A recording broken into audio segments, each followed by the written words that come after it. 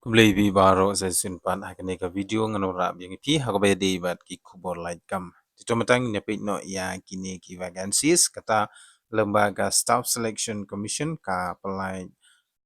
recruitment nagamenta usnem ajar opsan jong ka post stenographer grade C but D di ka minimum qualification nagamenta ketika post stenographer grade C but D kan day class 12 pass.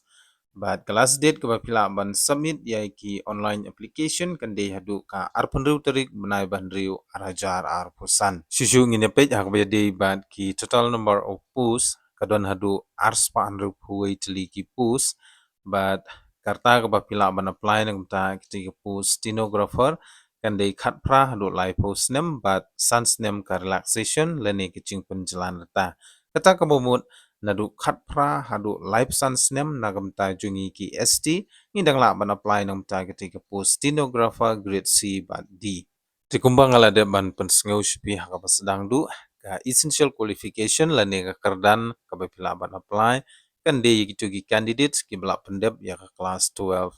na ki recognized board or university kabdei hapo kari India. But umno bipin apply na kumta kita post stenographer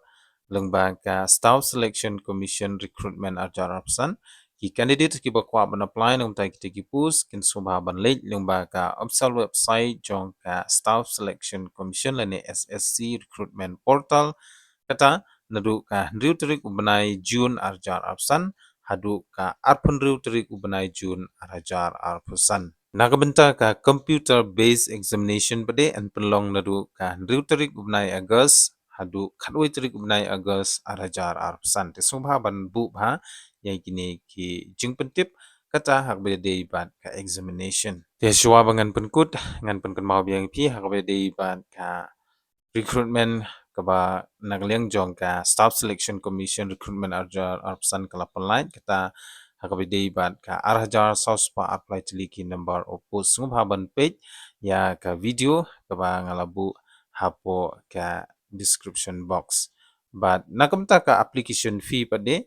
nakamta jungi ki ST umdon kamban COAA di lada pikwa ban tip company hakabide bat kini ki post baro ngubha ban download ya ka notification lomba ka link kebangan sebu hapo ka description box tangkatahi kublai shibun